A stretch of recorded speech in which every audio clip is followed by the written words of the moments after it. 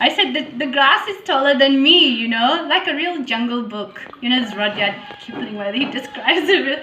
I said it's like that in the beginning. It was a real jungle. Nobody was there. It was only a little shack. One little shack and then one little kitchen on the top of a hill where you had to walk all the way up. You know, Yogi Mahajan's cottage. Yeah, it was not that elaborate in those days. It was like a little building, and we'd go there for meal and school, and then we'd come down the hill in the darkness, and we'd go with a little torch or candle torches. We go down to sleep. And in the night, you know, there'd be animals roaming around, bears, and in the morning we see the cobra, the snakes, and the baboons. It was so exciting. It was like an adventure, you know. And yeah, I really enjoyed it. This was from 1991 too? Yeah, 1991. I went 1991 in March. Then I finished in end of 96. I finished, I think. Yeah, 6 years I was there. Yeah. And then I finished my school and I went back as a teacher. Oh, which year? 2006. 2006 to 7, yeah. Before I got married. Then at that time I went to Kabela, and I met with my friend. She's also Australian, and we are very similar. And Shimataji had said she asked if we are sisters, and I said yes, in Sajogo we are sisters. But it's so funny, on that weekend everyone they are thinking that we are the same person. So when she asked if we are sisters, I felt like, oh, it's really maybe we are really sisters, you know. And then Sadhana Didi, somehow, I don't know, she must have known that I'm going to India, because I booked a flight to India, to Dharamshala, but not for teaching or anything, just to help. And she said, oh, this is, you know, she introduced me. She said, this is Celeste from Australia. She's going to Dharamshala to teach art. And Shimataji is nodding, and I'm thinking, oh, okay, I don't know. I'm going to Dharamshala. And I went there in 1 week. The art teacher quit, and they said, you have to be the art teacher. I said, okay. It's Shimataji's plan. She knows. So I really had the best time. So beautiful. All the students there are so lovely, and I didn't want to leave at all. And then I had to go back to Australia for my visa, and at that time Shimataji is coming back to Australia, and the students are like, oh miss, we are going to miss you so much. I said, what, I'm coming back? They said, no, but you're going to get married. I said, no, I'm not. I'm not interested at all. They said, but we checked the vibrations. And it was cool. I said, why did you check the vibrations? So when I went back to Australia, then Shimataji had the plan. She wanted to get all the Yuva Shakti married from Australia.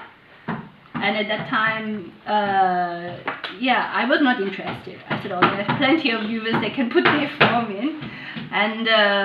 And Shimataji kept asking, so where are the rest of the forms? Uncle Hari is looking around.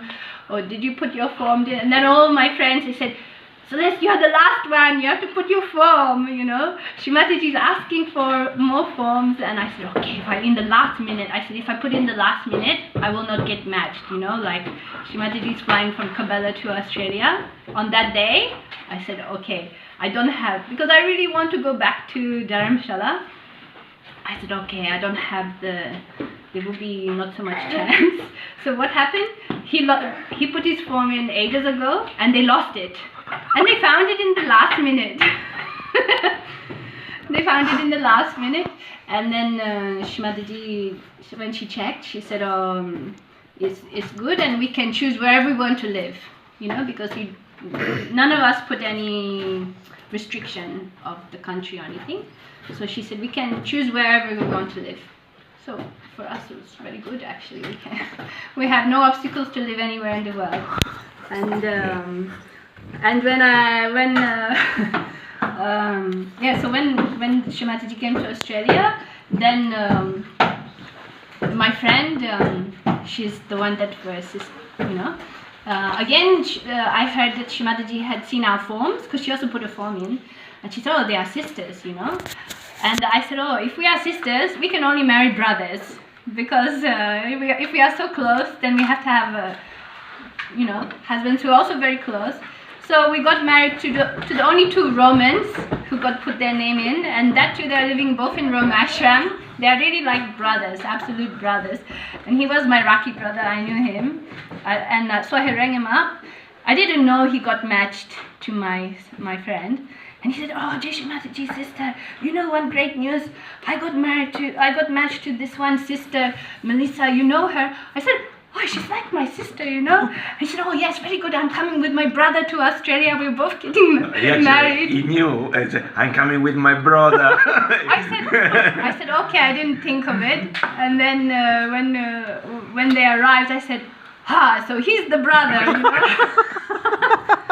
I said, so Shrimataji played such a sweet trick, you know, like it's all in the destiny. It was such an amazing time that we got married. And it was only for the joy, like so many experiences we had after that. We went to Chindu. I said, they wanted us to go to Italy straight away. I said, no. We are not going to Italy. We are going to Chindwara. If you want to go to Chindwara, then you come and meet us there. Because that is Shrimataji's, can't remember what was her birthday, but at that time they were having it there. And it was probably one of the first times. It's like a big puja. I said, no, we want to go to India first. So we went there and they all came and met us there. And it was so beautiful, this was the start of our marriage. And then we went to Italy, to Roma ashram. There are 70 people living in the ashram, very big, you know. So then we had lots of fun. Everything was exactly the same. But for the whole year, both of our couples, like we did exactly the same thing. Then both me and Melissa, we went to Kabela. We were asked to look after the children of Gabby, you know, Sandeep and Gabby. Yeah. So at that time they had little tiny children and she was a doctor. So it was another big blessing. And then they would come up. They were forced to come up every month if they wanted to see us. So it was such a sweet thing, you know. You have to come up to see us and be part of the collective, the puja, you know. So it was very good. So we were there for at least 6 months till October. Like I think 6 months we were there.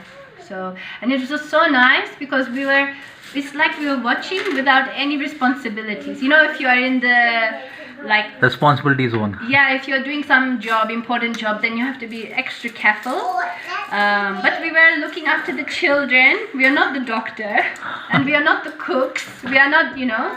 So we are just enjoying, like we are just watching everything, all the duties, like that, all the daily routine of Shrimataji, what's happening, who's coming, where she's going, she's doing the shopping, or she, you know, what is she eating. We are enjoying everything and all the pujas, and Shrimataji always wants to see the children, so we all come and bring the children to Shrimataji. Such a job. It was very beautiful.